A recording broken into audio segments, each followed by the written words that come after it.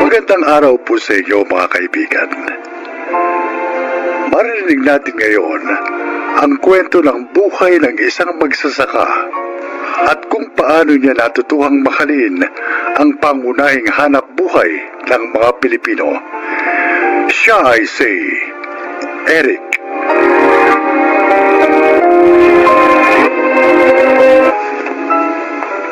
Lumaki ako sa pamilya ng mga magsasaka. Tuwing tinatanong kami noon ng teacher namin kung ano ang trabaho ng mga magulang namin, nagdadasal ako na wag sana akong matawag. Dahil nahihiya ako na sabihin magsasaka sila habang ang mga kaklase ko, kung hindi guro, engineer, manager ng isang kumpanya ang mga magulang. Hanggang sa dumating ang panahong sinabi kong kahit kailan, hindi ko hahayaang maging kagaya nila.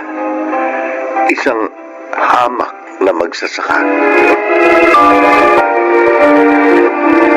Nay, kailangan ko na magbayad ng tuition bukas. Sinabi ko na sa inyo matagal na kailangan ko ng pera ngayon, di ba? Anak, pasensya ka na sana ha. Tatlo kayong sabay-sabay na nag-aaral. Pinatake ng peste ang ating pananim, kaya konti lang ang kita namin ng tatay mo. Maaari namang mag-promissory note, di ba? Hindi naman. Promissory note na naman. Nakakahiya na eh. Alin ang nakakahiya, Eric? Nakakahiyang mag-promissory note? Bakit?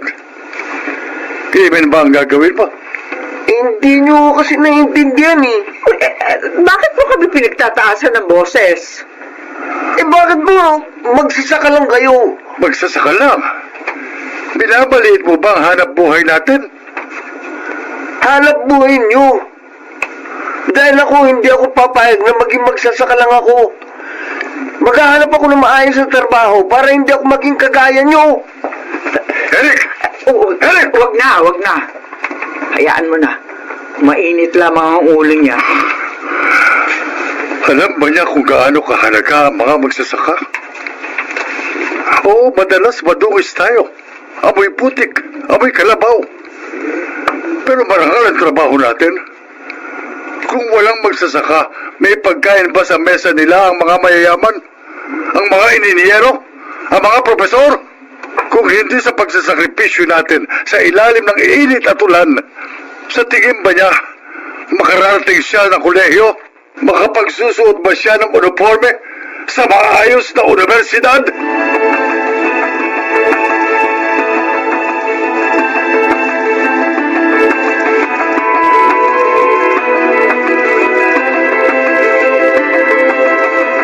Eric, sigurado ka na ba sa desisyon mo na sa Maynila magtrabaho? Doon ho magtatrabaho mga kaklase ko nagtapos ng business course. May naghihintay na sa aming trabaho doon. Asya, sige. Pero wala ka bang planong kausapin ng tatay mo? Mula nung first year college ka, hanggang sa nakapagtapos ka, hindi na kayo nag-iimikan. Ayos lang, Nay. Mas mabuti na sigurong ganito. Hayaan nyo, kapag may naipon ako, ibabalik ko naman sa inyo lahat ng sakripisyo nyo para mapagtapos ako eh. Hindi naman yun ang iniisip ko, anak. Ay, nakakalungkot lang na humantong sa ganitong relasyon nyo ng tatay mo. Nay, 2:00 na. Alis na ako. 2:30 usapan namin ng mga kaibigan ko. Hala, sige. Pero mag-iingat ka, ha? Tumawag ka na lamang sa amin. Pag dumating ka na doon, ha? Oo, Nay. Alis na ako.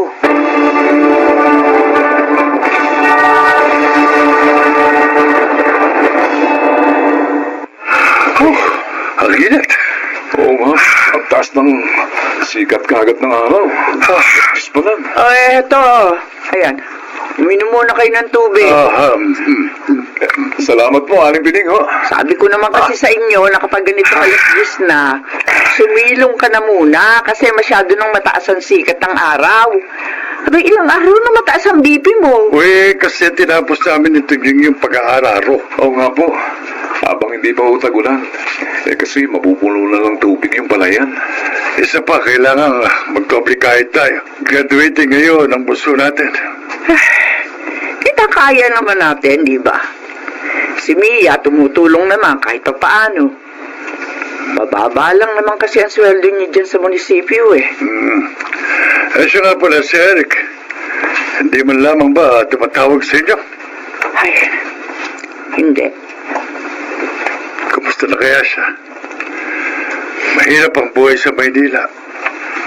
Mas mahirap pa rito sa probinsya. Dito kapag may lupa kang sinasaka, mabubuhay ka. Pero doon sa Maynila, kung wala kang trabaho, wala kang isusubo sa bibig mo. Eh, baka naman mabuti ang kalagayan niya. Nabuwan na siya doon. May problema yun. Ay, tiyak, tatawag siya rito.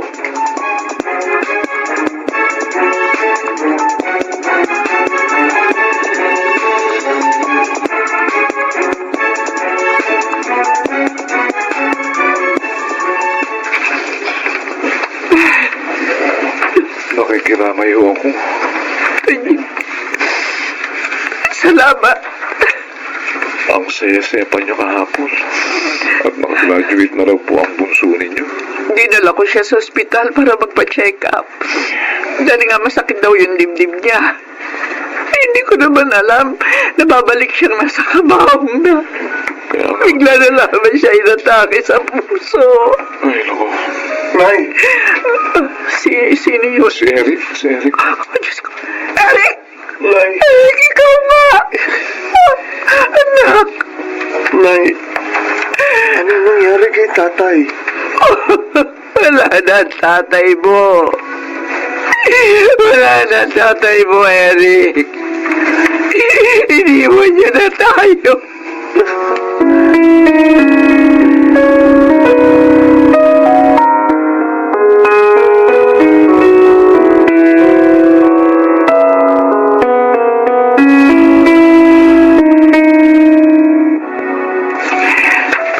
Ikaw ba ang kalibin ng anak ko? Opo, Nay. Kumusta ang buhay niyo sa Maynila? Po, Mula nang umalis dito sa Eric. Siguro, 3 beses lamang siyang tumawag. Napakadalang niya rin mag-text sa mga kapatid niya. Minsan, kumusta lang, pagkatapos wala na. pasensya na po kayo. Ako na po humihingi ng paumanhin. Marahil ayaw na pong iparating sa inyo ni Eric ang totoong kalagayan niya para hindi na kayo mag-alala. Ha? Bakit? Anong nangyari? Natanggal po kasi siya sa trabaho dahil may nakaaway siya.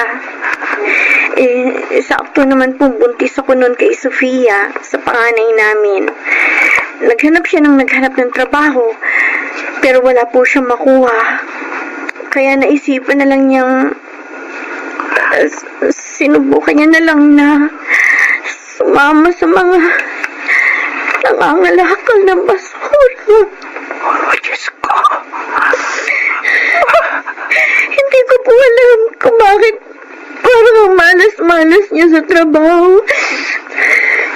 Iniisip ko nga po na baka dahil sa akin. Siguro kung hindi niya ako nakilala at hindi siya nagkaroon ng maagang responsibilidad, baka mas maginhawa buhay niya. Huwag ka magsasalita ng ganyan. Wala kang kasalanan. Ngayon, ano ba ang plano niyo?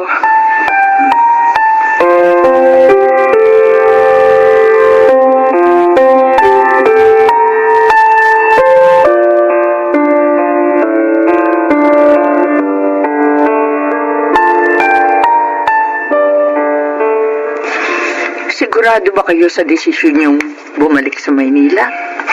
Oo, Nay. Maayos naman ang trabaho ko doon.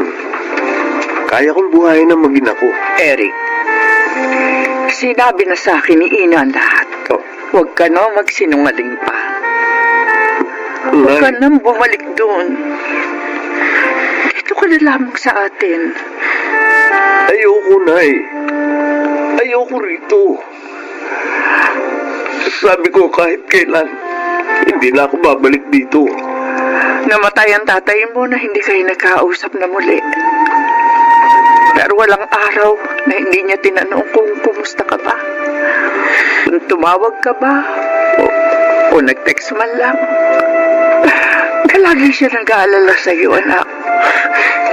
Siguro dahil bilang ama, nararamdaman niya ang hirap na pinagdaraanan mo kahit nasa malayo ka.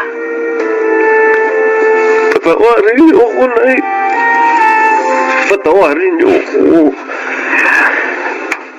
Minalit ko ang pagiging magsasaka ninyo. Kinamuhian ko ang hanap buhay na bumuhay sa akin. Pero nang maranasan ko kung gaano kahirap ang buhay sa Maynila, ginusto ko rin umuwi rito. Pero tinatalo ako ng hiya. Hiyang-hiya ako sa inyo. Lalo na kay tatay. Walang sama ng loob sa iyo ang tatay mo. Oo, nung una hindi ka niya maintindihan. Pero nung tumagal, naunawaan niyang mahirap ka naman ang hanap buhay na ganito. At nararapat lamang na mangarap kayo ng matayog. Pero ngayon, total wala ng tatay mo. Kung nais mo manatili rito, di ikaw na magsasaka ng naiwan niya lupain. Iyon naman ay kung papayag ka.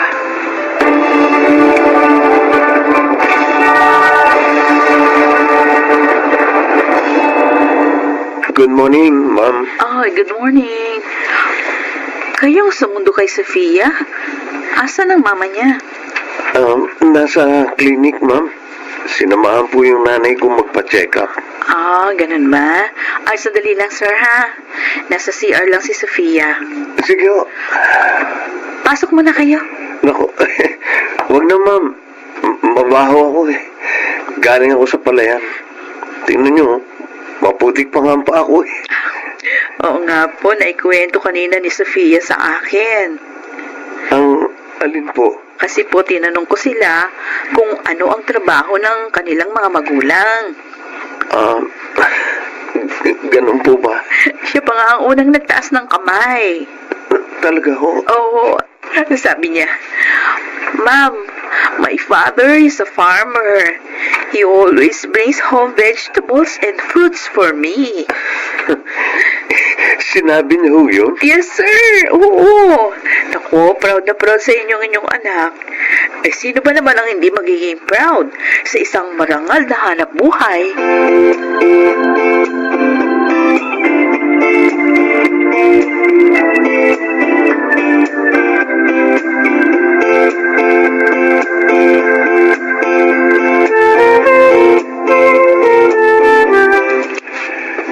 Gabi na. Bakit hindi ka pa natutulog? Sabi ng teacher ni Sofia kanina, proud daw sa akin ang anak natin. At ikinuwento pa sa buong klase na isa akong magsasaka. Talaga?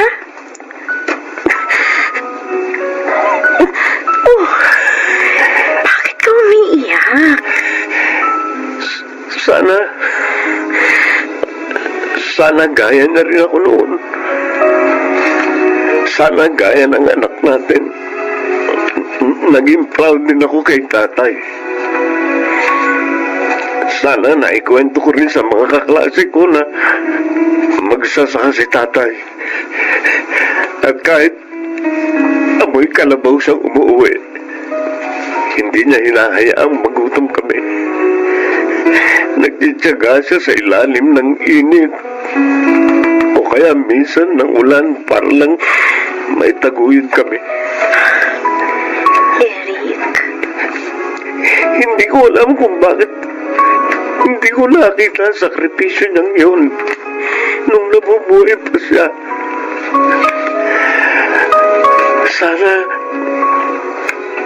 Sana nasabi ko man lang sa kanyang proud ako sa kanya. na masaya akong magsasaka ang tatay ko.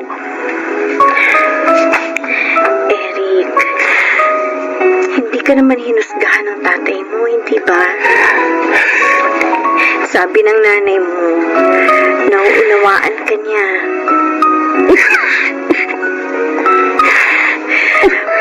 Mahal ka ng tatay mo.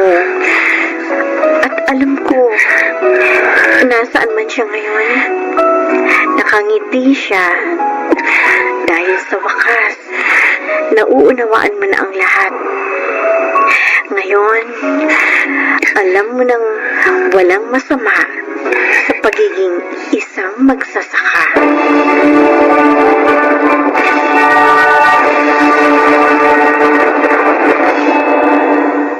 Mapalad ako.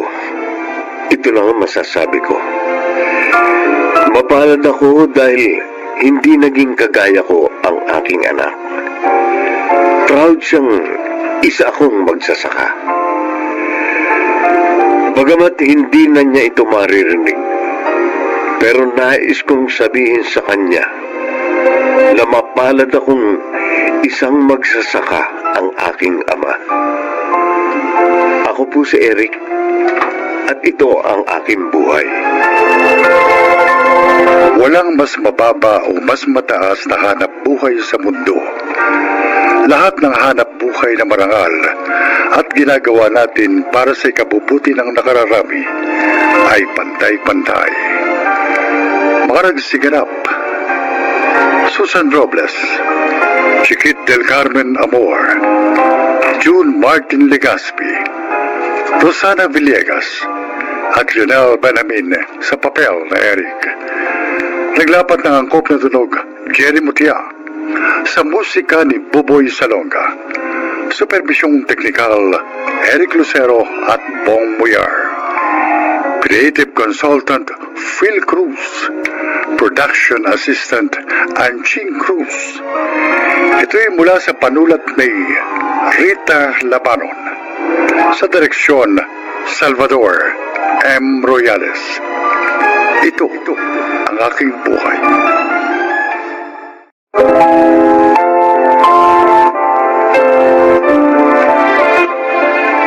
Magandang araw po mga giliw naming tagapakinig. Narito ang isang kasaysayan na kapupulutan nyo ng aral sa buhay. Ito ay ang kasaysayan ni Cutie.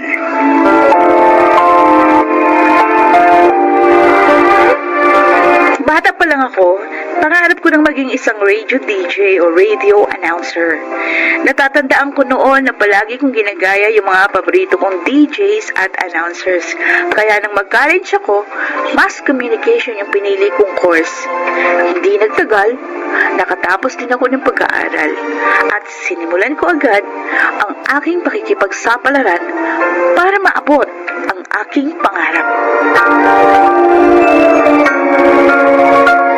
Good morning, everyone!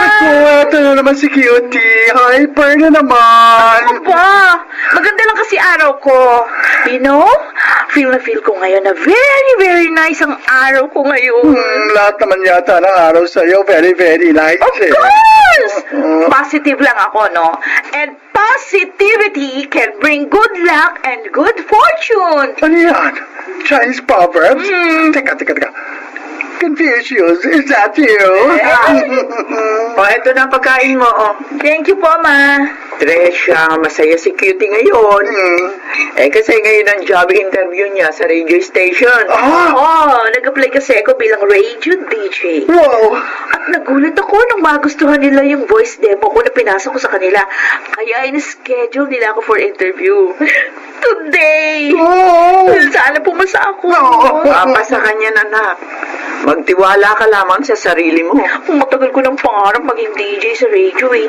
Sana, ito na yung pagkakataon na hinihintay ko para mag-shine!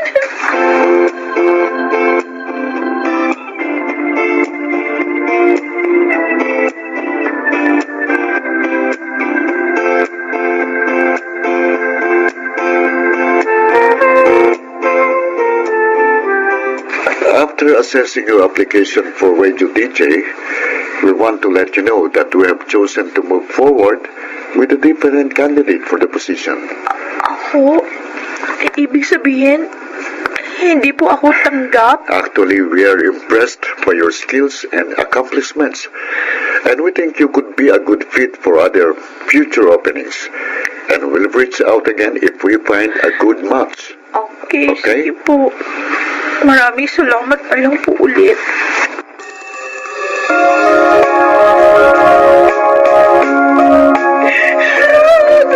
Oh, cutie tala. Huwag mo nang iyakan yun. Hindi pa naman huli ang lahat. Kakagraduate mo pa lamang ng college. Huwag ka mang inayang doon. Marami pa namang radio stations ang pwede mong applyan. Ano bang mali sa akin? Sa pagkakaalam ko naman, nasagot ko naman ng maayos yung mga tanong sa interview. Maganda naman yung credentials ko. Pleasing personality naman ako. Bakit ganun, ma? Anak, baka hindi lang para sa'yo yung trabahong yun. O malay natin, may mas maganda pa palang trabaho na kalaan para sa'yo. Abay, huwag kang sumuko, anak. Subok ka lang ng subok. At huwag kang magpa-apekto sakaling hindi ka man matanggap. Parte talaga yun ng isang job applicant. O basta, anak, ha? Palagi mo lang tatandaan na balang araw, maabot mo rin ang pangarap mo. Basta't magsumikap ka lang.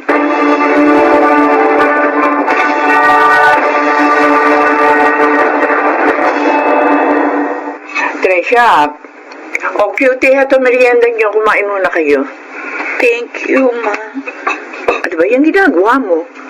Nag-a-apply ka ba para maging radio DJ ulit? Nag-a-apply po ako, ma. Pero ibang trabaho. Wala kasing radio DJ na available dun sa station na bala kong pasukan. Kung gano'n din, Sarah, ano namang work mo, ah? Oh, ito, Tasha. Meron ako nakitang job vacancy na associate producer. Nung tingnan ko yung requirements, pasok naman ako. Sige, tuloy mo lang yan. Bali yan ang magiging stepping stone mo para maging radio DJ ng station nila. Basta magpasa ka lang na magpasa na resume mo. Huwag kang tumigil hanggat hindi ka nila napapansin. Sana mapansin nila ako. Kung ako sa'yo, Insan, bakit hindi ka na lang mag-walk-in para siguradong maibibigay mo ng personal ang resume mo? Oh, tama si Tricia. Malay mo, cutie. Maging stand out ka sa iba. Kasi makikita nila agad na personality mo. Ganun po ba yun? Oo, huwag kang galala. Sagot ko ang pamasahe mo, papunta roon at pabalik dito. Okay, sige nga. Pupunta ako doon para personal na mag-apply. Basta cutie, magtiwala ka lang sa sarili mo. Huwag kang uuwi nang hindi ka nila nakahire.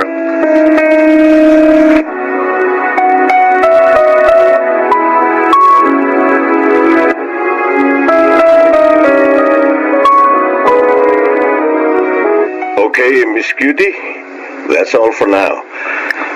And I want to say congratulations for you qualified to be one of our on-the-job trainees sa company namin. Really, sir? Yeah. Oh, thank you.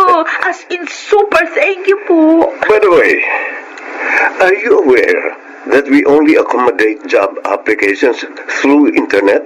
Oh, We barely accommodate walk-in applicants like you. But there are some exceptions, especially interesting applicants like you. thank you, sir. Matapang ka.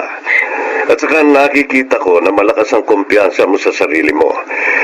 Kaya nag-decide kang mag-apply personally bilang associate producer. Yan ang isa sa mga hinahanap namin sa isang employee. Anyway, here are the requirements na kailangan mong isubmit before Friday next week.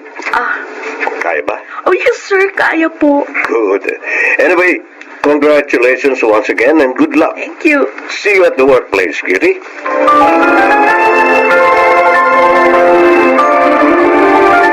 O anak, kumusta naman ang trabaho mo bilang associate producer?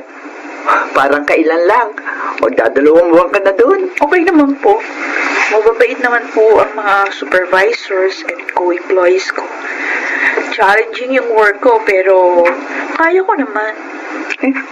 Bakit para malungkot ka? Ay, kasi mga pangarap ko pa rin talaga na maging radio DJ or announcer. Sa totoo lang, naiingit ako dun sa mga DJ ng station namin. Parang ang saya-saya nila, lalo na pag nag-a-adlib sila. Gusto ko talagang marinig yung boses ko sa radyo. Pero tingin ko naman very rewarding ang trabaho mo ngayon. Pagtiyagaan mo na lamang yun, anak. Ay, Rose. Ano ba maluluto Message sa mo? messenger ko. Tama. Uy! Bakit naman ba tinitigil na? O ano bang nabasa kong mensahe sa phone mo? Hiring daw po ng radio DJ sa company namin. Ay, pagkakataon ko na to para mag-apply ako, ma. Good luck sa iyo, anak. Kung para talaga sa iyo yan, mangyayari yun. Ay, naku po. Basta maghintay ka lang, cutie. Darating yun sa tamang panahon.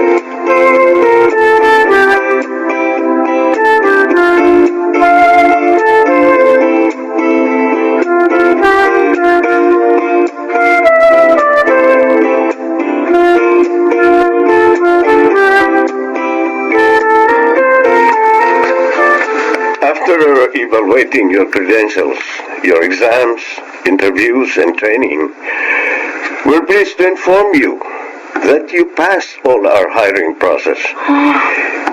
Meaning, we're now hiring you to become one of our jocks. Congratulations, Miss Cutie. Really, sir? Oh my gosh! Thank you.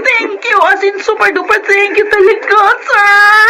Now, the plan is, the station will be introducing you as Kuracha Maharocha. Anyway, I'll give this application to my assistant, and then you can proceed now at the completion of the requirements like NBI clearance, Okay. TIN number, SS number, etc. Kailangang mapasa mo na lahat yan sa lalong madaling panahon Yes, sir. para makapagsimula ka na. Okay, sir. Good luck sa iyo, Miss Cutie. Huwag kayong mag-alala, sir. Ayusin ko na po agad ang mga requirements. Buong bayan, excited marinig na ang boses mo on air. Oh, Galingan mo. yes, sir. Thank you, sir. Sige po, aalis na ako. Okay. Okay. Babalita ako to kay mama.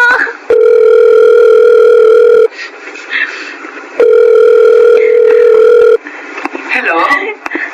Mama! Oh, bakit ano balita? Tanggap na ako! Nagulat naman ako sa'yo, anak. Bigla ako atakihin sa puso. Ano nga uli yung sabi mo? Tanggap na ako! DJ na po ako! Talaga? Naku, anak, binabati kita. Masaya ako para sa'yo. Thank you po! Ay, natupad din ang matagal ko ng pangarap!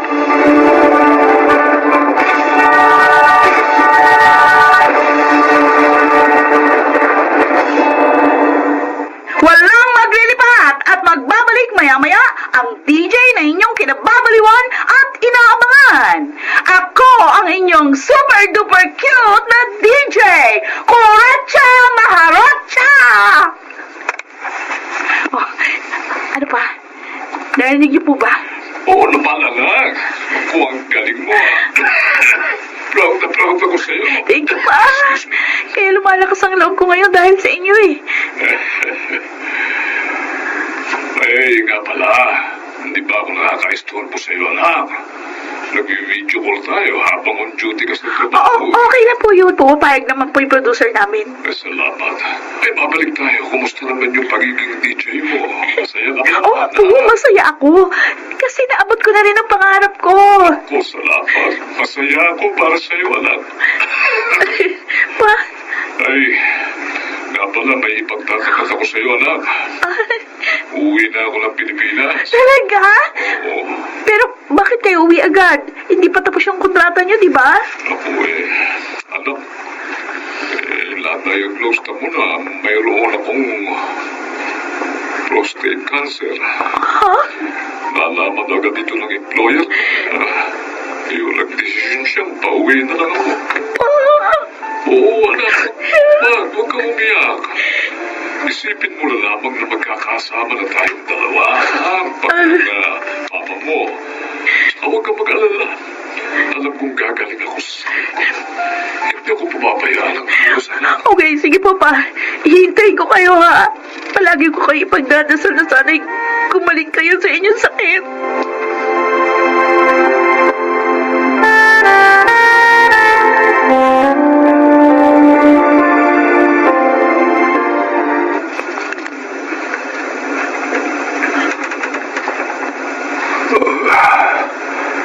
Lita, O ano? Kumusta na ang pakiramdam mo? eto, nahihirapan ba rin akong kumilos hanggang ngayon eh. Teka, umuwi na pa si Cutie. Tita! Sabi na po si Cutie! Ma? Ay, Pa? anak! Buti naman, umuwi ka na. May dala akong pagkain para sa inyo. Bumili na rin po ako ng mga gamot niyo. Ay, naku, salamat anak. Kumusta nalagay niyo pa? Hindi pa rin okay ang papa mo. Marami pa rin siyang iniindang sakit sa katawan. Hirap na siya, anak. Tita, huwag mong pag-alalahin masyadong anak mo. Cutie, anak, pasensya ka na, ha? Wala pupunta lamang sa gamot ng papa mo yung sinasahod mo sa pagiging DJ. Alam ko, pagod na pagod ka ng dumilihensya ng pera. Wala kaso po sa akin yun. Basta importante gumaling si Papa. Pero, napansin ko, Ma, hindi kasi sapat yung sinasahod ko sa pagiging DJ. Kaya kailangan ko maghanap ng ibang trabaho na mas malaki yung sahod. Uwe, anong plano mo anak? Magre-resign ka ba sa trabaho mo? Opo. Naku, Ang totoo niyan, nagpaplano po akong mga ibang bansa. Meron ako nakitang trabaho na swak sa akin. Susubukin ko po mag-apply. Malay natin, matanggap ako. sigurado ka ba anak? Opo. Naku, sayang. Pangarap mo pa namang maging DJ talaga, tapos ngayong nakamit mo na ang pagiging DJ. Magre-resign ka naman. Okay lang po yun sa akin. Naku, Natupad ko na rin naman ang pangarap ko kahit nasa maikling panahon lang. Basta ang mahalaga sa akin, kayo ni Mama. Pa, gagawin ko po ito para makabawi ako sa mga sakripisyong binigay niyo sa akin noon. Para lang makapagtapos ako ng pag-aaral. Hindi ko po matutupad ang pangarap ko kung hindi dahil sa suporta at pagmamahal niyo sa akin. salamat anak. Napakaswerte namin ng mama mo. At ibinigay ka sa amin ng Diyos.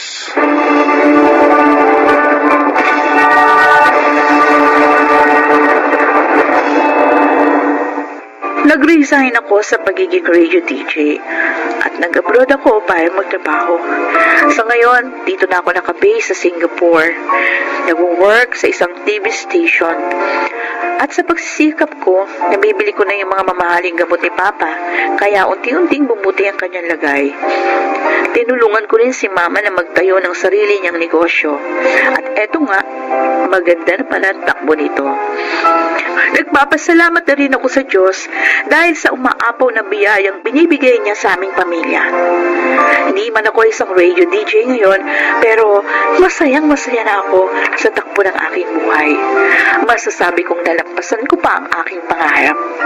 At yun ay ang makatulong ako ng malaki sa aking pamilya. Ako si Cutie. Ito ang aking buhay. Lahat tayo ay nabubuhay para sa ating mga pangarap. At karamihan sa atin ay nagsusubikap at nagpupursige para makamit ito para sa ating sarili at sa ating pamilya. At kung nahihirapan kang abutin ito, huwag ka pa rin sumuko. Laban lang. Tandaan na sa una lang mahirap. Pero kapag nakamit mo na ang tagumpay, napakasarap nito sa pakiramdam. Mga nagsiganap, Susan Robles, Bobby Cruz, Phil Cruz, Jonel Benamin, June Martin Legaspi, at Rosana Villegas sa papel na Cutie. Naglapat ng angkop na tunog, Jenny Mutia, sa musika ni Buboy Salonga, supervisyong teknikal, Bong Muyar at Eric Lucero. Creative Consultant Phil Cruz, Production Assistant Angie Cruz. Ito'y mula sa panulat ni Krista Senga, sa direksyon Salvador M. Brianes. Ito ang aking buhay.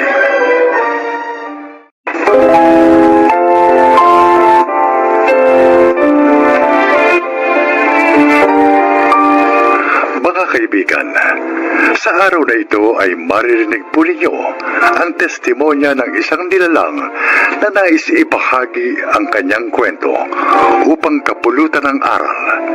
Siya po ay si Eva.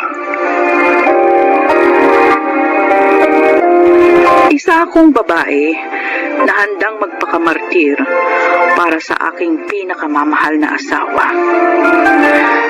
Kahit pa madalas niyang saktan ang aking kalooban sa pamamagitan ng lantarang pangangaliwa. Pakinggan ninyo ang aking salaysay ng buhay at naway kapulutan ito ng aral.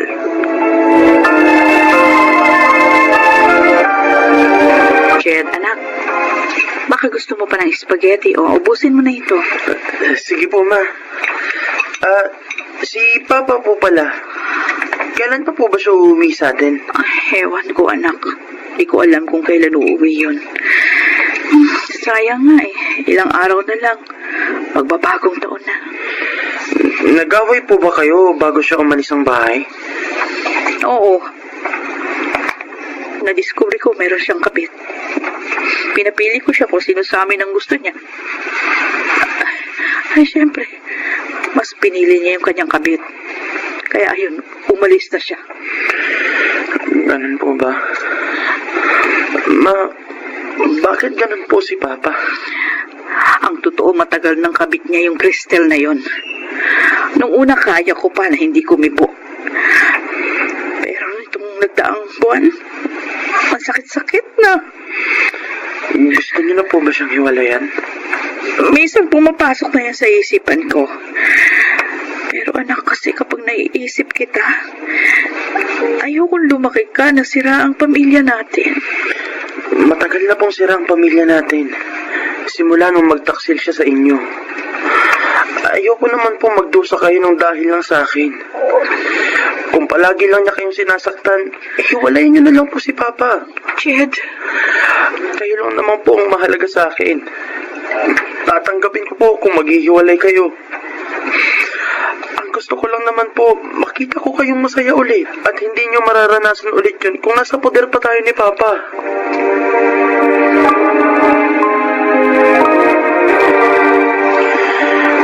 Nandito na po tayo sa LRT station, ma. Ayun po si Papa, oh. Nagtatrabaho po sa ticket booth. sabi ng papa mo, ganitong oras siya magbe-break. O, hintayin na natin siyang lumabas ng ticket booth. Ma, ano po bang plano ninyo? Magmamakaawa na umuwi na siya ng bahay? Para ano? Para makasama natin bukas sa bisperas ng bagong taon? Oo, anak. Susubukin ko siyang pakiusapan na umuwi. Kahit man lang sa pagsalubong sa bagong taon. Oh, ayan ang papa mo. Lumabas na ng ticket booth. Tara po, lapitan natin. Miggy! Miggy! Papa! Anong ginagawa niyo rito, Eva? Dinalam mo pa ang anak natin. Pa, uuwi po ba kayo sa bahay ngayong New Year's Eve? Miggy, kahit man lang sana ngayong bagong taon, mabuo lang ang pamilya natin. Pakiusap, umuwi ka ng bahay. Hindi ako magbabagong taon sa bahay natin. Kanina po kayo magsa-celebrate? Sa kabit nyo? Jed, huwag kang magsalita sa akin ng ganyan. Totoo naman pa. Kaya ayaw nyo pong umuwi sa amin kasi mas gusto nyo umuwi sa bahay ng kabit nyo. Please, tama na. Huwag tayo mag-iskandalo dito. Pwede ba? Umuwi na kayong dalawa. At kahit kailan, huwag niyo na akong pupuntahan dito sa trabaho ko. Dahil kahit anong pilit niyo, hindi na ako uuwi sa bahay. Ayoko na kayong makasama. Sumusobra na yang si Papa, Ma. Siya na ang may kasalanan sa atin. Siya pa ang galit. Hindi ko siya mapapatawa sa ginawa niya sa inyo. Anak, huwag ganyan. Ama mo pa rin siya. Kung nagkasala man siya sa atin, ipagdasal na lamang natin siya. Oh, diba? Ayun yung LRT ticket ng dalawa hanggang Bloomington Station. Umuwi na kayo. Kayong dalawa na lang ang mag-celebrate ng bagong taon. Huwag niyo na akong idamay pa.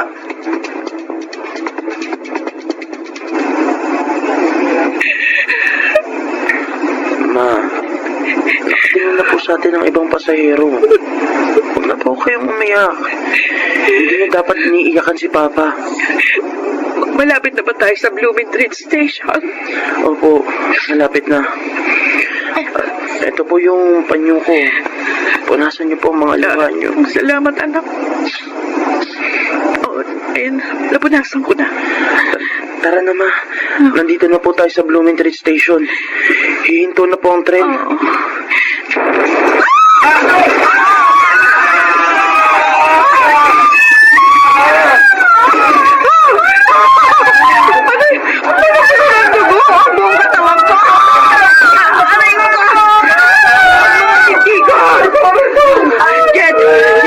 Anak, gumising ka! Jen! Hindi ka pwede mamatay! Hindi ka pwede mamatay! Ay, tulungan niyo ako!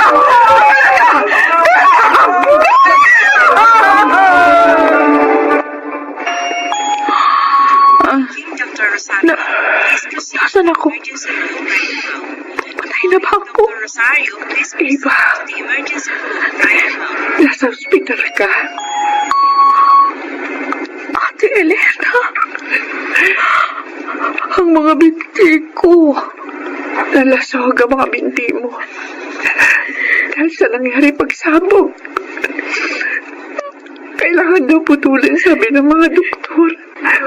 Halos ilang oras ka nag-agaw buhay kanina. Habang ino-operahan. Si Jed, kumusta ng anak ko? Eva, patay na si Jed. Naburuan ang sarap na ng bungo at likod niya. Dinaklara siya dito na rival. Ang anak ko.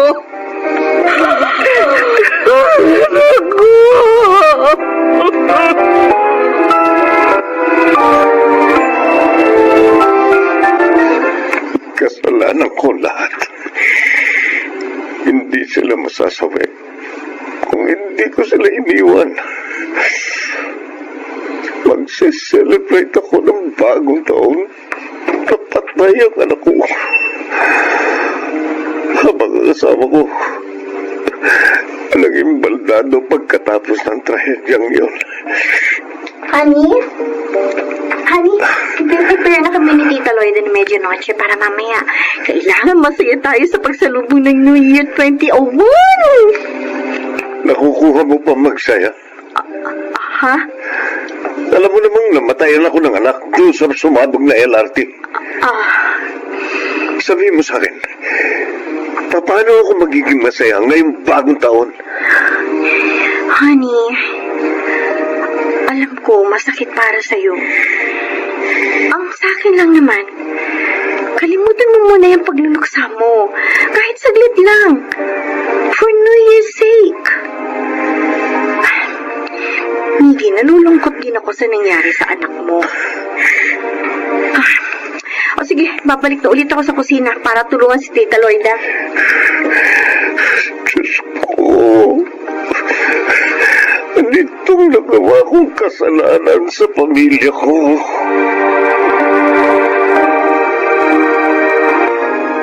Buti naman, Miggy. Bumalik ka na sa bahay para samahan si Eva. Payag naman ba yung alam mo na. Hiniwalayan ko na si Cristel noong isang linggo. Na-realize ko kasi na isang kamalian ang pakikipagrelasyon ko sa kanya. Pasensya ka na, Miggy. Kung sa iyo ko na pinagkakatiwala ang pag-aalaga sa asawa mo. Lilipad na kasi ako patungong Hong Kong para magtrabaho. Wala naman kaming kamag-anak. Kaya ikaw na asawa niya ang natitirang pag-asa ni Eva. Sige. Sige, Ate Elena. Ako nang bahala sa pag-aalaga sa asawa ko.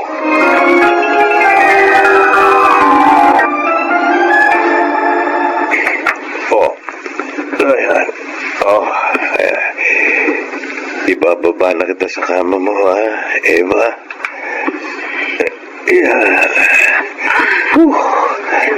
Ang bigat mo pa rin. Kahit wala na yung parehong binti mo.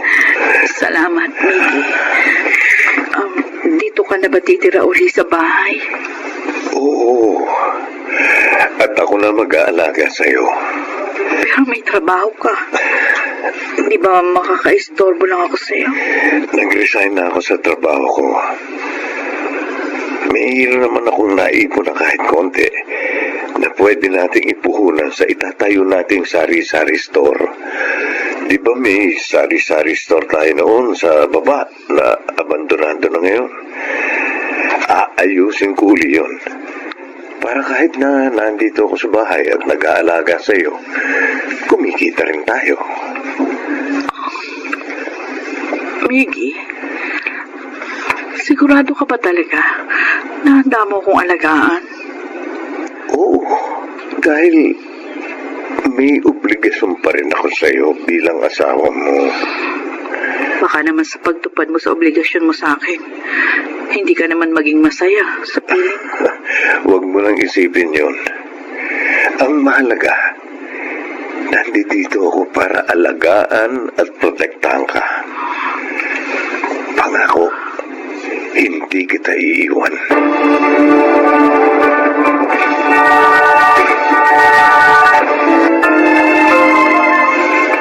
Oh, kumusta ka dyan, Eva? Ayos lang. Kanina pa kita pinagmamasdan. Ang sipag mo. Ikaw na yung tagalaba, tagaluto, tagalinis ng bahay. Ikaw pa rin yung nag-aasikaso ng tindahan. Tapos inaalagaan mo pa ako. Baka naman magsawa ka na niyan.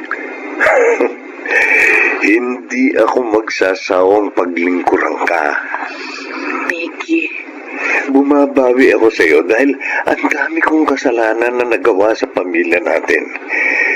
Hindi kayo mapapasama ni Jen sa trahedyang yun sa LRT kung hindi ko kayo iniwan. Iba, hindi ako dapat nangaliwa. Hindi ako dapat naging pabayang ama at asawa. Ang dami kong pinagsisisihan sa mga maling desisyon na nagawa ko. Miggy, Tatawarin mo ko kung naging makasarili ako, kung naging masama akong asawa. At pangako, hindi na yung mauulit. matagal na kitang napatawad. Salamat, Eva. Salamat at binigyan mo ko ng pangalawang pagkakataon para itama ang mga nagawa kong mali. Mahal na mahal kita. Mahal na mahal ko kayo ni Jen. Ako hindi ako nagsisisi na ikaw ang aking minahal.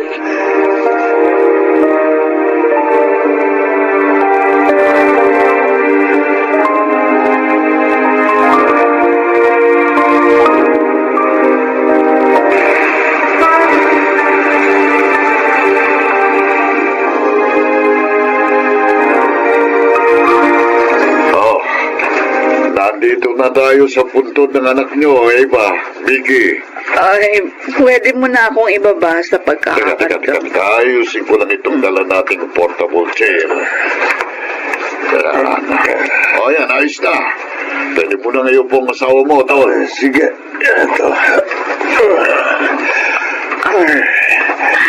Ayan na, Eva.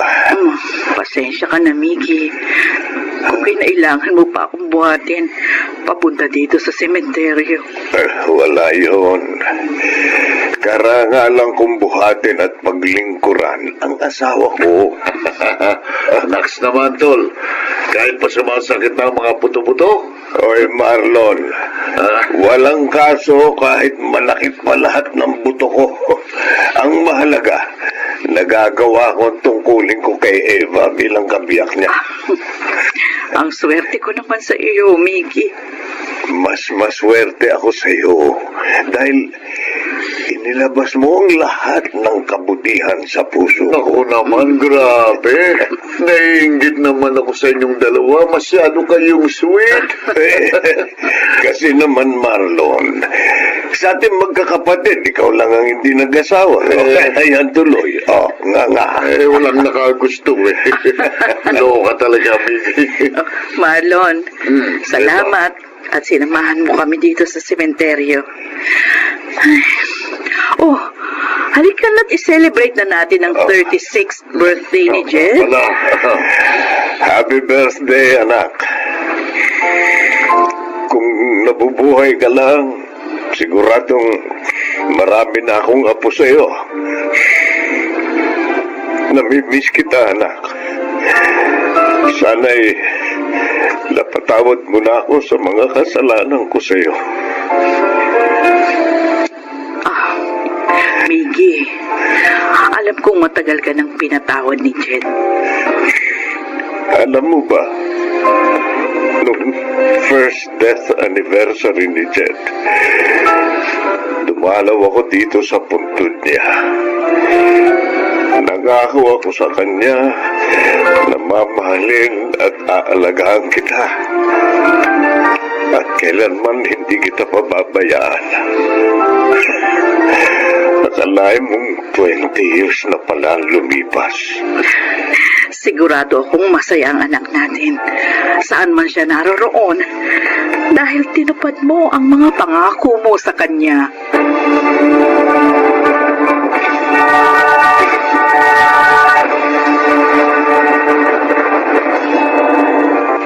Dalawampung taon na ang lumipas simula nung LRT bombing noong 2001.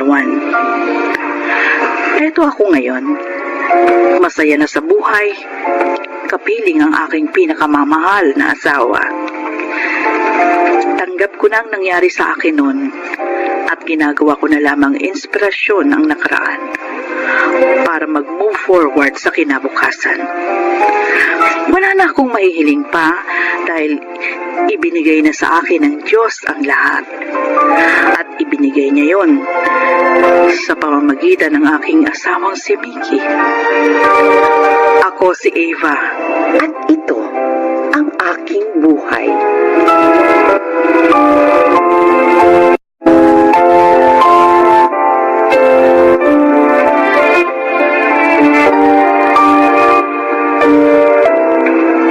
Magandang araw mga giliw naming tagapakinig. Sa araw na ito, inyong maririnig ang kwento na kapupulutan nyo ng aral sa buhay. Siya ay si Tomas.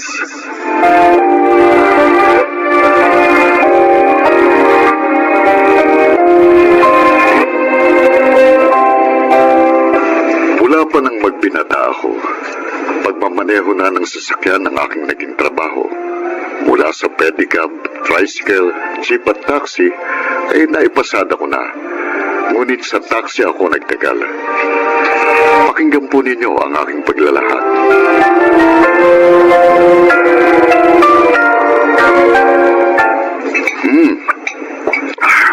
Ang sarap talaga ng tinolang manok.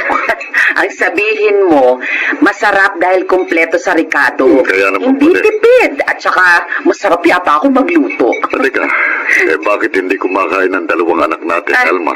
May pinagmamakto lang dalawang yan, Tomas. Darwin, bakit ba? Cindy, ano ba problema? Finals na po namin sa Makalawatay. Oh, Kailangan ko na pong bayaran ng kulang ko sa tuition fee ko. oo nga pala, no. Malaki-laki rin palang kulang mo sa school. Ako naman po, may kailangan biling project. Project na naman? Opo. Ano ba naman yan? Bawat subject na lang may project na ang mamahal naman. Ganun po talaga Tay. Sa private school kami nag-aaral Dapat talaga, Elma. Hindi mo na lang sila ipinasok sa private tingnan mo tuloy. Nahihirapan tayo. Tomas, mas maganda ang turo sa private at mas maayos dun. At saka po, Tay, lahat ng kapitbahay natin, sa private school nag-aaral ang mga anak nila. Kawawa naman kami kung kami lang ang hindi tutulad sa kanila. Gawan mo na lang ng paraan ang kailangan nila. Total, papasada ka naman ngayon. Oh, Mestre, hindi ka ba papasada? Tapos na akong pumasada. Ha? Kumita na nga ako eh. Kaya uwi na ako. Mukhang malaking kinita mo, ah. Ang saya mo, eh. Siyempre. Ako mo naman ay babayag na kumita na maliit. No way, pre. Buti ka pa. Laging swerte sa pamasada. Bakit? Wala ka ba bang kita? Meron naman, pero kulang pa sa halagang kailangan ko. Ikaw naman kasi, sobra kang mabait sa pasahero. Ha? Alam mo, minsan-minsan, iwan mo naman yung kabaitan sa bahay nyo para kumita ka ng mas malaki. Teka, ano ibig mo sabihin? Ikaw naman, oh. Hindi ka naman bagong driver. Ibig kong sabihin, pre, magkaroon ka ng konting gulang sa metro, ha? Tapos, mangontrata ka rin. At ang pinakamaganda sa lahat, ha? Yung ginagawa ko. Bakit? Ano ba ginagawa mo? Bili sa'yo ni Bestre ang kwintas na yan, Lota? Ay, oo, Elma. Regalo niya ng birthday ko. Ang buti ka pa. Naririgaluhan ng ganyang kamahal ng asawa mo. O bakit? Hindi ka ba nabibigyan ng ganito ni Tomas? Ay, nako, hindi. Lagi kaming kapos. Dahil sa gastos ng mga anak namin. Teka. Alam ko na. Ha? Sabihin mo sa asawa mo, bumarkada sa asawa ko. Para naman maambulan siya ng swerte namin.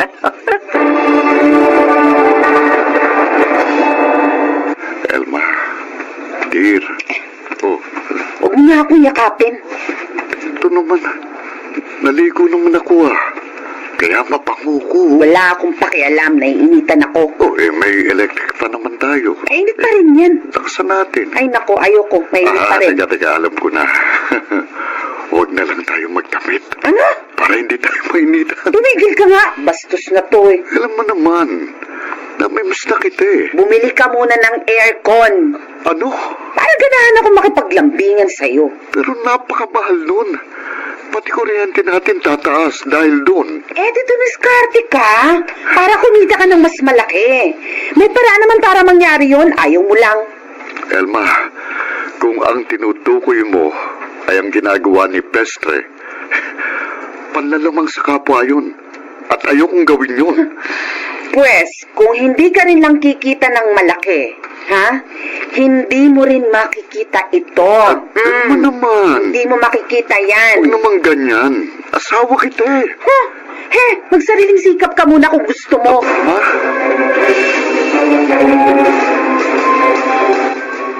Kuya Darwin, magkano ba binigay na baon sa'yo ni Inay? Maliit lang. Hindi katulad ng dati. Sirado kasi ang taxi na ipinapasada ni Itay. Suya naman mo. Kaya palang agang umuwi ni Itay. Paano makasya itong baon ko? Ang mahal-mahal ng food dun sa school. Ay, nako, Cindy. Problema ko rin yan. Buti pa nga yung mga anak rin ng Mang Bestre at Aling Lota. Nabibili nilang gusto nila. Samantalang tayo, hirap na hirap. Sana kasi. Katulad na lang ni Mang Bestre si Itay. Magaling dumiskarte.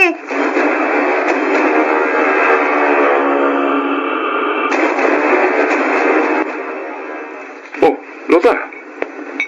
Saan mo dadalhin yung ulam na dala mo? Kina Elma, Bestre. Ha?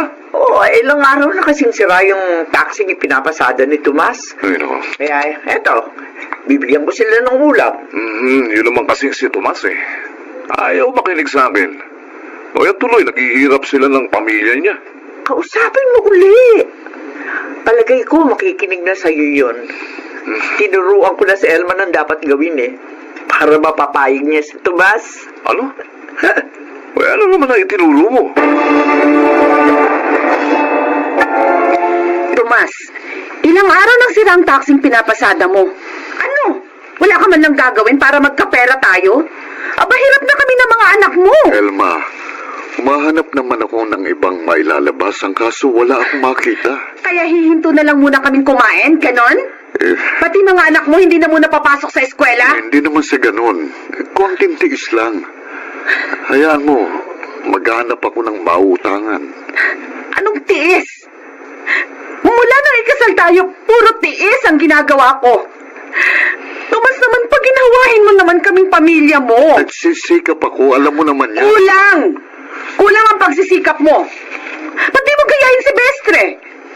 Para mapaginhawa mo kami kung ayaw mong iwang ka namin ng mga anak mo. Hindi mo alam ang ginagawa ni Bestre. Masamang trabaho niya. Hindi masama yun. Tinutulungan niyang maglibang yung mga taong masalapi. Kaya nagkakapera siya. Ang masama yung nagnanakaw, nanguhold up. At yun namang tulad mo na walang ginagawa upang maayos ang pamilya. Sakit mo naman magsalita. Mas masakit ang mangyayari pag hindi ka kumilos. Iiwan ka namin ng mga anak mo. Kaya kumilos ka na.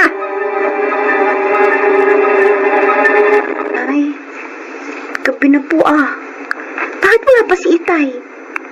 Wala naman po siyang labas dahil sira yung pinapasada niyang taxi. Palagay ko, pinablan siya sa pananakot ko sa kanya kanina. Kaya yun, sumama na siya kay Bestre. Mabuti nga.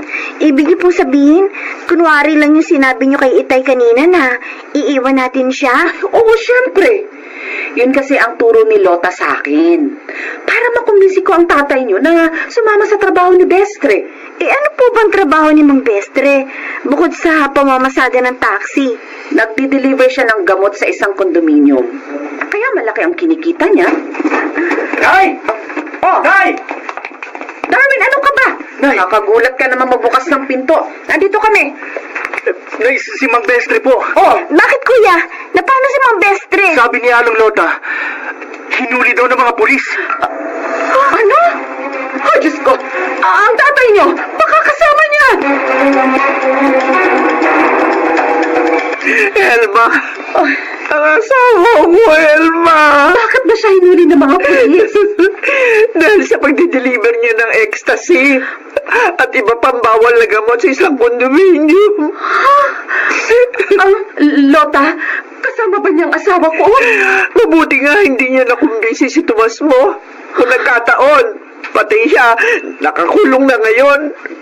Kasalanan ko lahat, Elma.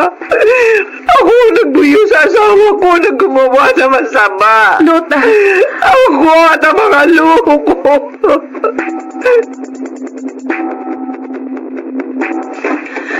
Tomas! Oh, Lota, Cindy, Darwin, bakit narito kayo? Sinamahan po namin si Inay na sunduin kayo, Itay. Nalaman po kasi namin na narito kayo kinamang mulong. Nag-alala kami dahil 2 araw ka nang hindi umuwi, kaya sinamahan ako ng mga anak natin. Pasensya na kayo kung napag-alala ko kayo. Ayokong umuwi na walang dalang pera. Kaya tinulungan ko si Paring Mulong na ibenta ang kotse ng kapatid niya dun sa mayamang kakilala ko. At sinuwerte naman kumita kami. Tomas, Ba't payakap-yakap pa? ako ang dapat tumingin ng pasensya sa'yo. Dahil sa pagkainggit ko sa iba. Dahil sa kagustuhan kong masunod ang luho ko. Muntik na kitang ipuyo sa paggawa ng masama. Patawarin mo ako. Kami rin po ni Cindy, Itay. Humihingi ng tawad sa inyo. At pangako po, hindi na kami magiging maluho. Magiging matipid na po kami. At payag na rin po kami mag-aral na lang sa public school ni Kuya. Basta, huwag lang po kayong mawawala sa amin. Natutuwa ako sa mga sinasabi niyo, pero nagtataka rin ako. Bakit pa kayo nagbago? Hinuli ng mga pulis si Bestre. Ha? Dahil sa masama niyang trabaho. At yun ang ayaw naming mangyari sa'yo. Mabuti na lang pala. At hindi ako sumama sa kanya. Patawad talaga, Tomas. Patawad. Pangako, ibang Elma na ako mula ngayon. Tinupad nga ng aking pamilya ang kanilang mga pangako. Ngayon ay tapos na sa koleyo ang aking panganay na anak. Sana po'y kinapulutan niyo ng aral ang aking inilahad. Ako, si Tomas, isang taxi driver, at ito ang aking buhay. Baka nagsigarap, Phil Cruz, Jeneline de la Cruz, Maynard Landicho, Chiquit del Carmen Amor, Jun Legaspi, at Susan Robles. Naglabat ng angkop na tunog Jerry Mutia sa musika ni Buboy Salonga. Supervisyong teknikal nina Eric Lucero at Bong Buyar. Creative Consultant Phil Cruz. Katulong sa produksyon Anching Cruz. Ito'y mula sa panulat ni Telma Corporal Alcantara sa direksyon Salvador M. Royales. Ito ang aking buhay.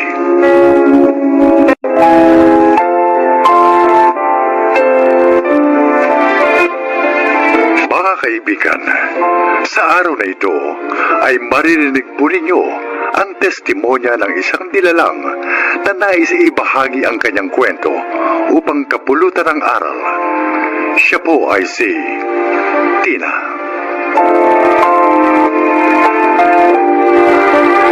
Magandang araw po. Nakakahiya mga sabihin. Sa beer house po ako nagtatrabaho. Nagbebenta ng aliw sa mga lalaki. Maaga po ako naulila sa mga magulang, kaya hindi na ako nakapag-high school. At tanging si Lolo Igme na lamang na nakilala ko sa kalye, ang tanging tumulong sa akin. Noong mga panahong kailangan ko ng tulong. Pakinggan po ninyo ang aking buhay.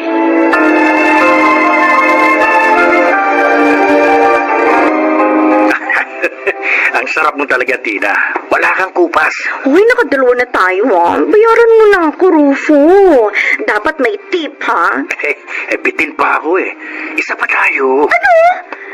Nakadalawa ka na, di ka papagod? Bakit? Di mo na ba kaya? Sabihin mo lang. Bibigyan kita ng gamot para lumakas ka. Ha? Ayoko ng drugs. Hostess lang ako, pero hindi ako adik, ano? At saka, kaya ko ba? Huwag kang mainis. Gusto mo ng malaking bayad, di ba? Kaya dapat, paligayahin mo ng gusto ang parokyano mo, di ba? Ha?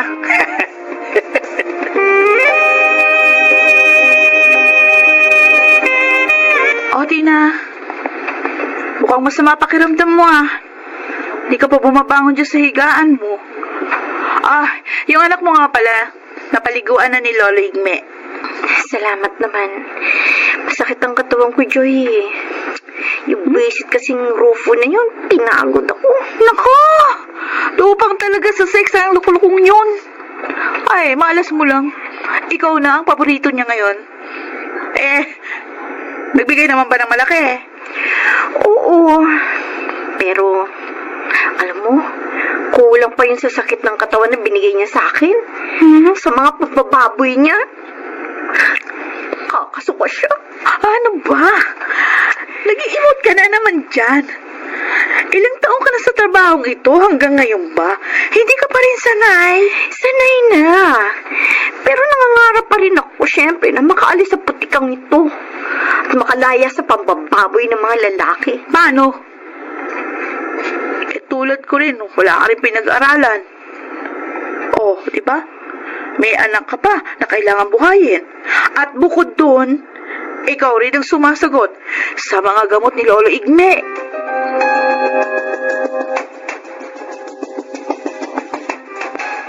Lolo Igme, ito na po mga gamot ninyo. Nabili ko na po para sa isang linggo. Nakakahiya naman sa'yo, Tina. Hindi kita kadugo, pero ikaw pa ngayon ang tumutulong sa akin. Huwag niyo na pong alalahanin yun. Tinulungan niyo rin po ako nung buntis ako at naghahanap ng matutuluyan. Kinupkup niyo kami ng anak ko. Kaya, ngayon naman po, hayaan niyong gantihan ko ang inyong kabutihan. Pero sakitin ako ngayon. Pabigat na sa'yo. Parang ako pang nagbabaon sa'yo sa putikan eh. Ay, huwag po kayong magsalita ng ganyan. Hindi po totoo yan. Napasok ako sa trabaho ito dahil sa kahirapan ng buhay. At sa kawalan ng pinag-aralan. Kaya, Lolo, wala po kayong kasalanan.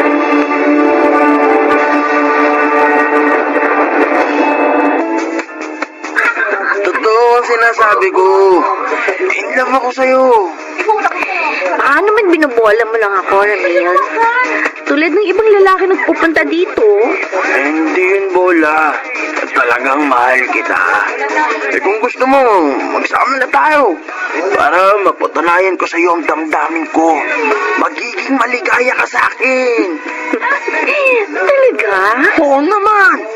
At hindi ka na magtatrabaho. Ako na lang ang tatrabahuin mo.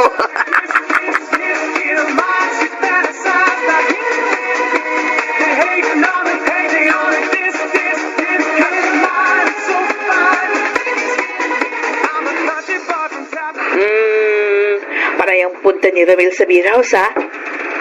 At lagi ding may regalo sa'yo. Binubola ko. Huh?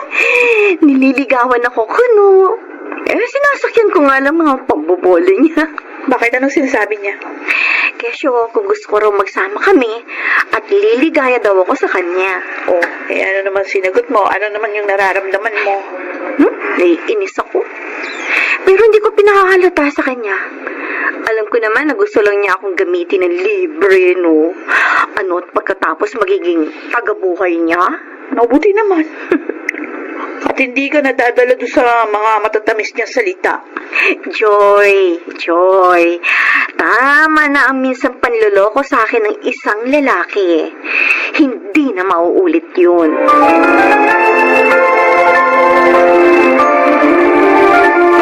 Lolo Igme, Ikaw pala, Joy. Gusto mo na bang kumain? Handa na itong pagkain na. nasaan no si Tina? Umalis. May bibilin daw sandali sa mall. Ha? Na mga kailangan din sa bahay. Ay, bakit hindi niya ako ginising? Sana nakasama ako. Meron pa naman akong gustong bilhin.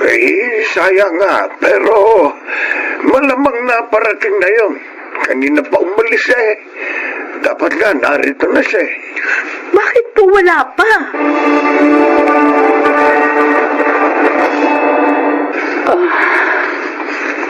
Asan ako? Ma'am, narito po kayo sa isang klinik. Clinic? Opo. Ako nga po pala si Tina. Ako naman si Pilar. Kanina po, Ma'am Pilar, habang nag-aabang ako ng masasakyan pa uwi sa amin, nakita ko po na buwal kayo.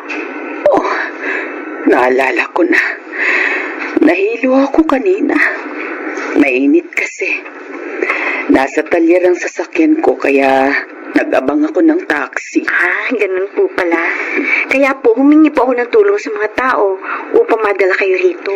Ay, salamat sa iyo, Tina. Ang bag ko. Ito po. Huwag po kayo mag-alala. Iningatan ko po yan habang buhat po kayo ng mga hiningan ko ng tulong. Ay, salamat ulit sa iyo. Ayos lang po yun. Ang asawa niyo nga po pala, tumawag habang wala kayong malay kanina. Kaya po, alam na po niyang nangyari sa inyo. Papunta na po sila rito. Ay, salamat. Wala na pala akong dapat alalahanin. Ma'am Pilar, pagdating po ng mister niyo, aalis na po ako ho. Baka nag-aalala na sa akin sina Lolo Igme eh. Lolo? Opo. Ulila ka na ba sa mga magulang? Opo, pero hindi ko po tunay na lolo si Lolo Igme. Siya po ang tumulong sa amin noon ng aking anak. Kaya itinuring ko na po siya parang tunay na lolo. May asawa ka na pala. Wala po. Anak lang po ang meron. Oh, I'm sorry. Ihahatid ka na lang namin, Tina. Ano nga pala trabaho mo?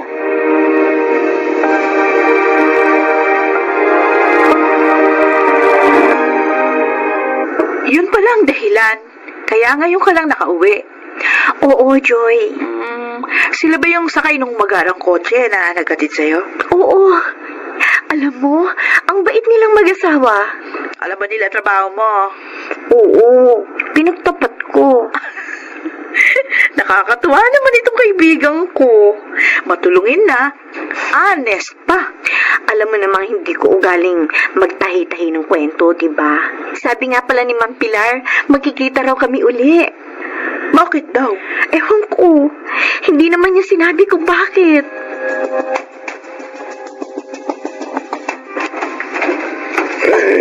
Magandang hapon po. Magandang hapon din po. Sino po sila? Ako po si Pilar. Nariyan po ba si Tina? Ay, kayo yung tinulungan niya. Ako nga po. Ay, tuloy ho kayo at tatawagin ko. Sige po, tuloy.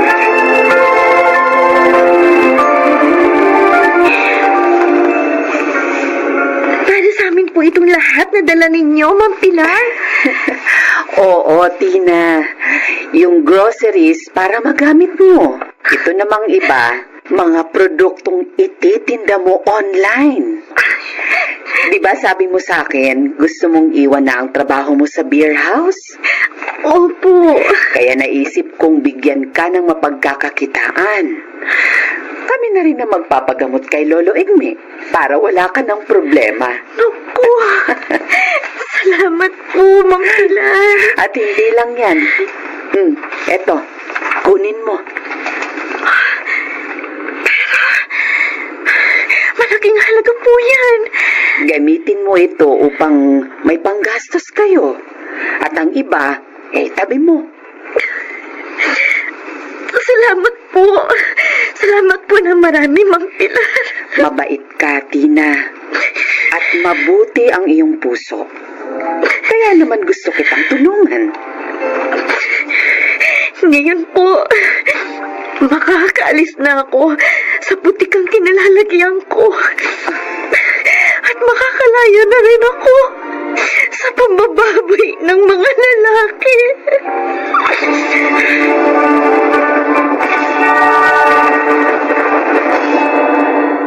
Walang pagsidla ng aking kaligayahan ng mga oras na yon. Ang isang maliit na pagtulong ay nagbunga ng katuparan ng aking pangarap. Tunay ngang habang may buhay ay may pag-asa. Sana po kinapulutan ninyo ng aral ang aking inilahad. Ako po si Tina at ito ang aking buhay. Mga nagsiganap, Leonel Benjamin, Rosana Villegas, Maynard Landicho, Angelo Alcantara, Jeneline de la Cruz, at Chiquit del Carmen Amor. Naglapat ng angkop na tunog, Jerry Mutia. Sa musika ni Buboy Salonga. Supervisyong teknikal, Eric Lucero at Bong Muyar. Ito'y mula sa panulat ni Thelma Corporal Alcantara. Direksyon, Salvador M. Royales. Ito ang aking buhay.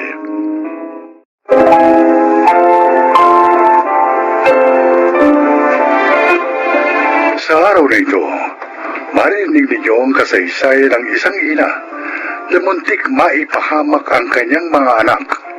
Siya ay si Angela.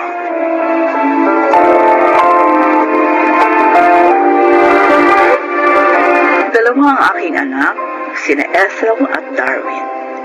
At sa awa ng Diyos, kahit maagang pumanaw ang aking asawa, ay nagawa ko pa rin silang mapagtapos ng pag-aaral. Iyon ay dahil sa magandang aking trabaho. At ni minsan, hindi ko inakalang masisira ang maganda naming samahan ng aking mga anak. Ano po, Ma? May boyfriend na kayo? At balak niyong magsama na? Oo, mga anak. Wala naman kayong aalalahanin. Mabait si Jojo. Pero, Ma, hindi pa nga namin siya nakikilala eh. Then bigla niyo siyang isasama sa amin? Oo nga naman, Ma. Sana pag-isipan niyo muna ito. Hayaan niyong makilala muna namin siya. Mga anak, magiging maligaya ako sa kanya. At alam ko, makakasundo niyo rin siya. Pag magkakasama na tayo dito, kaya huwag na kayong tumutol. Pasensya na ho. Pero kapag pinatira niyo ritong lalaking yon, aalis ako dito. Ano? Darwin, isang ka titira? Mangungupahan na lang ako, Ate Ethel.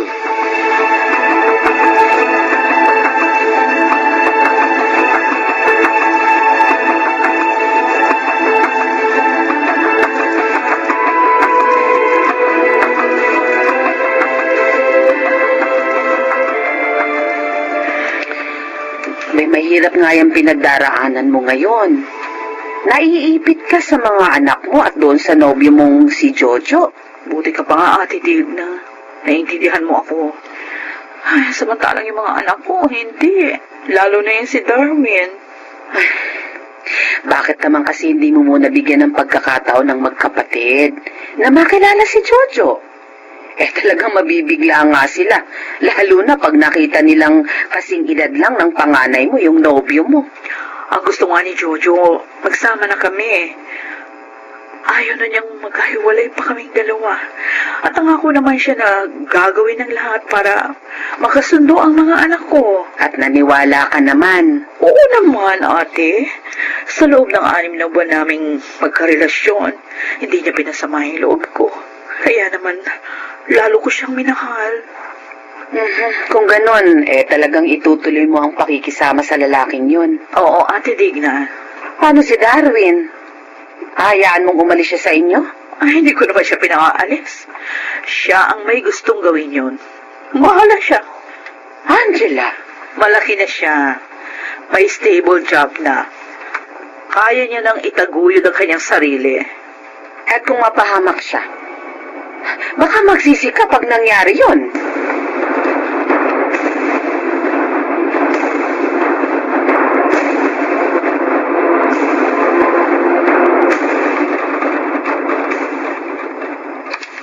Mga anak, siya si Jojo, ang inyong magiging pangalawang ama. Jojo, sila naman ang aking mga anak, sina Ethel at Darwin. Pangalawang ama? Ma!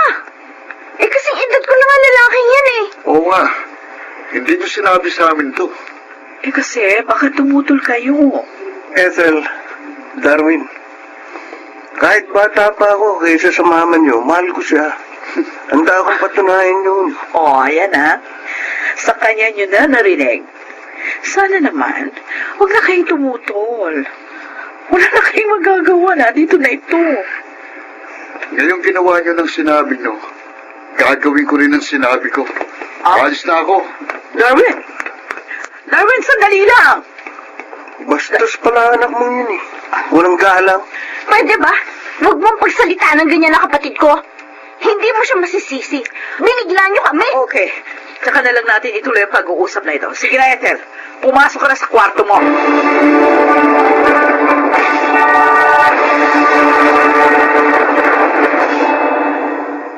At wala palang trabaho ang Jojo na yun, Darwin. Tita Digna. Ano? Sa makatuwid, kaya siya nagsama kay Mama para may tagabuhay siya.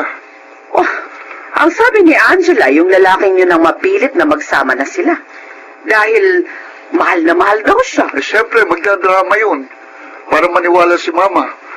Para may palabigasan na siya. Naiinis ako kay Mama eh. Pero hindi siya nag-isip sa ginawa niya. Nagpabigla-bigla ang mama niyo. Sana wag naman niyang ikapahamak ang kanyang ginawa. Kaya nga po hindi ako umalis sa bahay namin eh. Para may magtatanggol kay Mama. Mag-iingat ka rin, ate. Baka ikaw naman ang mapahamak. Ako, okay na ako dito kina Tita Digna. Basta, lagi kang maging handa, Ethel. At wag mong kalilimutang tawagan kami, ha?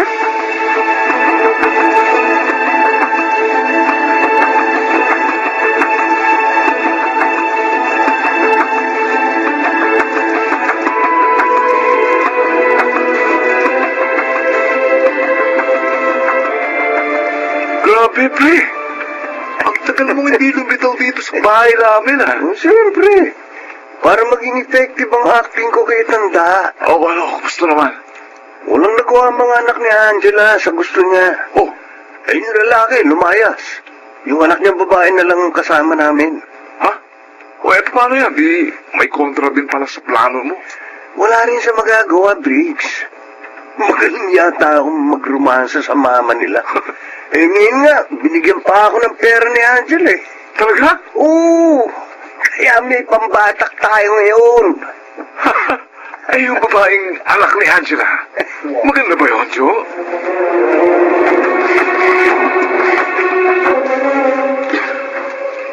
Ginabi ka na naman, Jojo. Pasensya na lang. Lasing ka pa. Si Briggs kasi, pinainom ako. Yan mo na, hindi na mauulit yun. Ilang beses mo nang sinasabi yan? Hindi mo naman tinutupad. Huli na ito. Huli na. Promise. Sana nga, huwag mo nang uulitin. Dahil nahihiya ako sa mga anak ko. Dahil dyan sa ginagawa mo.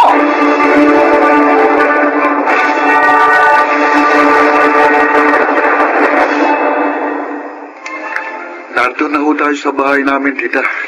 Pasok na ho tayo. Wala ba dyan yung Jojo? Dahil sa mga kwento ng ate mo, parang ayoko na rin makita ang lalaking yun. Wala po. Sabi ni ate, malamang daw nasa barkada niya yon. At si mama naman gagabihin. Dahil may kliyente sa tindahan. Ano yun? Parang, Si Ethel, parang nagagalit at umiiyak. Wala na naman magagawa. si Jojo, tita. Baka may masamang ginagawa sa ate ko. Ano?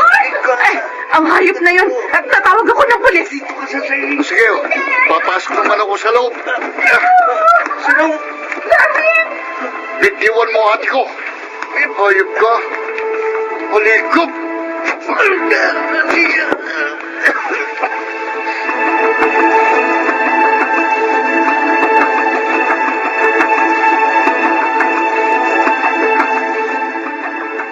Walang iya ka, Jojo! Walang iya! Angela! Patawarin mo ako. Hindi ko naman sinadya. Pinagtatanggol pa naman kita sa mga anak ko. Yung pala, ahas ka! Ahas ka! Pati anak ko, tutuklawin mo! Patawarin mo na ako, Angela. Hindi na mauulit yun. Pangako. Oo, talagang hindi na mauulit yun. Dahil mabubulo ka na dyan sa bulungan!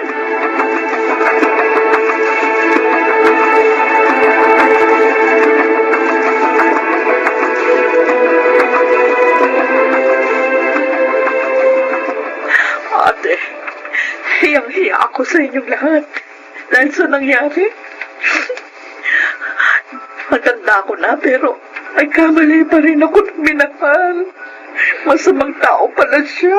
Nagpadala ka kasi sa damdamin mo sa kanya. Sa tamis niya mambola. Inaamin ko. Kaya nga hindi ko na naisip ang mga anak ko. Munting na tuloy mapahamak ang panganay ko. Hindi naman masamang umibig kang muli. Matuto ka nga lang pumili. At huwag kang magmadali. Oo nga, inaamin ko na ang pagkakamali ko. Ate, sana tulungan mo akong makahingi ng tawad sa aking mga anak.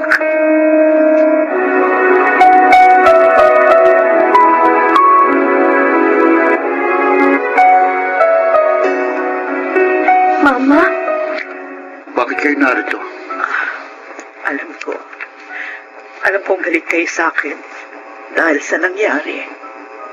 Hindi niyo kami pinakinggan. Dahil mga anak niyo lang kami. Muntik na tuloy mapahamak si ate sa kamay ng walang yun. Patawarin niyo ako, mga anak. Nagkamali ako nang pinagkatiwalaan ang puso ko. Akala ko magiging maligaya ako sa kanya. Hindi pala. Dahil isa siyang masamang tao. Mama. Mga anak, sana magsimula tayong muli.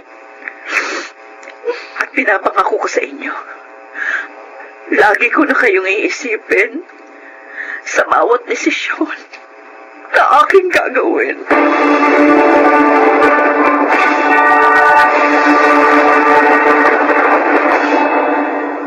Totoo nga palang kahit may edad na, hindi pa rin dapat magpabigla-bigla sa mga pagpapasya. Salamat na lamang at hindi napahamak ang aking mga anak. At napatawad din nila ako. Kaya ngayon, maligaya na kaming muli. Ako po si Angela at ito ang aking buhay. Hindi naman masama ang magmahal. Ngunit sana, lagi pa rin isaalang-alang ang mga mahal sa buhay, sapagkat sila ang tunay na gabay. Mga nagsiganap, Chiquit del Carmen Amor, Phil Cruz, Lionel Benamin, Jeneline de la Cruz, Julie Gaspi, at Rosana Villegas sa papel na Angela. Naglapat ng angkop na tunog, Jerry Mutia. Sa musika, Buboy Salonga. Supervisyong teknikal, Eric Lucero at Bong Muyar. Creative Consultant, Phil Cruz. Production Assistant, Anching Cruz. Ito'y mula sa panulat ni Selma Corporal Alcantara. Sa direksyon, June Martin Legaspi at Maynard Landicho Jr. Ito ang aking buhay.